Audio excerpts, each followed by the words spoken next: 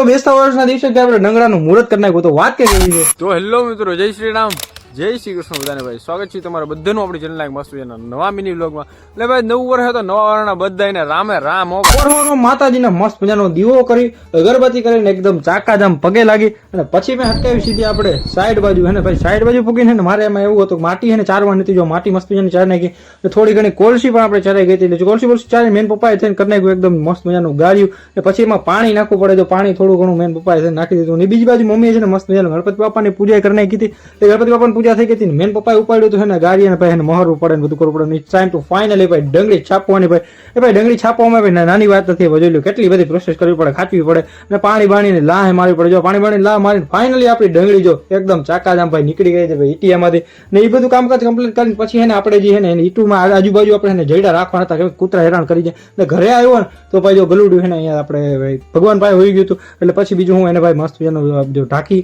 ને બધું કામકાજ એનું કમ્પ્લીટ કરી નાખ્યું મીઠું.